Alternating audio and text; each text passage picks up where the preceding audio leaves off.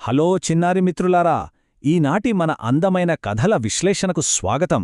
ఈ రోజు రాత్రి మనం కళ్యాణకటకం అనే ఒక అందమైన ప్రాంతానికి చెందిన అద్భుతమైన పాత కథను వివరంగా తెలుసుకోబోతున్నాం. హాయిగా నిద్రపోయే ముందు ఈ కథ ద్వారా ఒక చక్కటి విషయాన్ని నేర్చుకుందాం. సరే, ఇక ఏమాత్రం ఆలస్యం చేయకుండా కథలోకి వెళ్ళిపోదాం. ఈ కథంతా ఒక ముఖ్యమైన పదం చుట్టూ తిరుగుతుంది. అదే లోభం. లోభమంటే ఏంటో తెలుసా? అత్యాశ. అంటే మనకవసరమైన దానికంటే చాలా ఎక్కువ కావాలని కోరుకోవడమన్నమాట. మరి మన దగ్గర ఉన్నదాంతోనే సంతోషంగా ఉండటం ఎందుకు అంత ముఖ్యమో ఈనాటి కథలో మనం చాలా స్పష్టంగా చూడబోతున్నాం. ఈ కథ కళ్యాణకటకంలో ఉండే ఒక వేటగాడితో మొదలవుతుంది. అతనికి ప్రతిరోజూ అడవికి వెళ్లి వేటాడటం అలవాటు.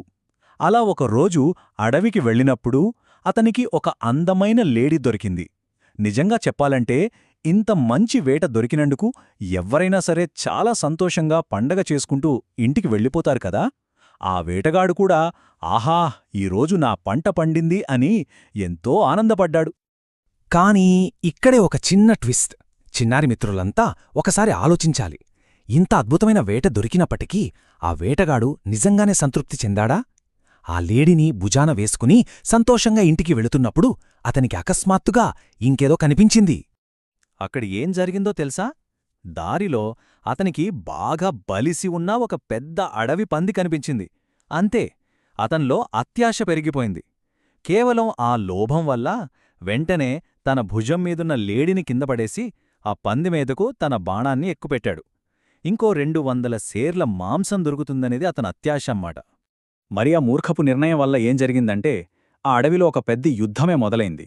డొక్కలో బాణం గుచ్చుకోగానే ఆ అడవి పందికి పట్టలేనంత కోపం వచ్చి విలవిలలాడుతూ వేటగాడి మీదకు అమాంతం దూకేసింది. ఈ భయంకరమైన పోరాటంలో పాపం పక్కనే పొదల్లో ప్రశాంతంగా విశ్రాంతి తీసుకుంటున్న ఒక పాము కంగారుపడి ఆ పంది కాళ్ల కింద నలిగిపోయి ప్రాణాలు విడిచింది. ఆ తర్వాత ఒకరినొకరు భయంకరంగా గాయపరుచుకుని పందీ వేటగాడు ఇద్దరూ అక్కడే పడిపోయారు.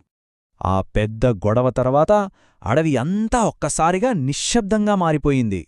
సరిగ్గా అదే సమయానికి దీర్ఘారామం అనే ఒక చిన్న గుంటనక్క అటుగా వచ్చింది. అక్కడికి రాగానే ఈ ఆశ్చర్యకరమైన దృశ్యాన్ని చూసి అది ఒక్కసారిగా ఆగిపోయింది. అక్కడ పడి ఉన్న వేటగాడు, లేడీ, పంది, పాము వీటన్నింటినీ చూసి ఆ నక్కకు పట్టలేనంత సంతోషమొచ్చేసింది. వావ్! తాతలు దాచిన ఆస్తి దొరికినట్లు ఒక్కసారిగా నాకు 4 జీవాలు దొరికాయి. ఈ మాంసమంతా నాకు కనీసం 2 నెలలపాటు సరిపోతుంది అని ఎగిరెగిరి గంతేసింది. కాని ఇప్పుడు ఆ నక్క ముందు ఒక పెద్ద ప్రశ్న ఉంది. ముందుగా ఏం తినాలి? ఒకవైపు చూస్తేమో రుచికరమైన, పుష్కలమైన మాంసముంది. మరోవైపు ఆ వేటగాడి విల్లుకు కట్టిన గట్టి ఎండిపోయిన నారి ఉంది. ఆ గుంట నాకేం చేసిందో తెలుసా? ఆ రుచికరమైన మాంసాన్ని వదిలేసి రేపటి కోసం దాచుకోవాలనే అత్యాశతో ముందుగా ఆ గట్టి నారిని తినాలని నిర్ణయించుకుంది. కేవలం తనలోని ఆ పిచ్చి అత్యాశ వల్ల ఆ నక్క ఆ గట్టి నారిని గట్టిగా కొరికింది. అంతే, స్నాప్! టప్మని ఒక పెద్ద శబ్దం. గట్టిగా వంచి ఉన్న ఆ విల్లు ఒక్కసారిగా తెగిపోయి బలంగా వచ్చి ఆ పాపం నక్కరొమ్ములో గుచ్చుకుంది. కాబట్టి ఆ చిన్న నక్క ఎందుకలా విఫలమైందో ఒక్కసారి ఈ సారాంశాన్ని గమనిస్తే మనకర్థమవుతుంది. ఆ జంతువుకు తినడానికి ఒక పెద్ద విందే దొరికింది కదా, కాని ప్రతి చిన్న ముక్కనూ దాచుకోవాలనే విపరీతమైన అత్యాశకు పోయింది.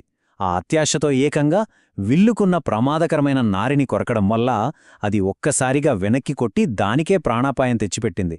అలా ఈ కథ ముగిసే సమయానికి లోభం అంటే ఆ అత్యాశ ఆ వేటగాడితో పాటు మొత్తం 4 జంతువుల ప్రాణాలను బలితీసుకుంది. చూశారా? ఆ అమాయకపు లేడీ, కోపంతో రగిలిపోయిన అడవిపంది, అనుకోకుండా ప్రాణాలు కోల్పోయిన పాము, మరియు చివరగా తన మూర్ఖత్వంతో చనిపోయిన ఆ చిన్న గుంటనక్క. వీటన్నింటి వినాశనానికి కారణం ఒక్కటే, అత్యాశ. ఇకో ఈనాటి మన అందమైన కథల విశ్లేషణ ముగింపుకొచ్చేసింది. కళ్ళు మెల్లగా నిద్రమత్తులోకి జారుకుంటున్న ఈ సమయంలో ఒక్కసారి ఆలోచించండి. ప్రతి ఒక్కరూ తమకున్నదానితో సంతోషంగా, తృప్తిగా ఉండటం నేర్చుకుంటే ఈ ప్రపంచం ఎంత అందంగా ఉంటుందో కదా. ఈ మంచి ఆలోచనను మనసులో ఉంచుకొని ప్రశాంతంగా నిద్రపోండి.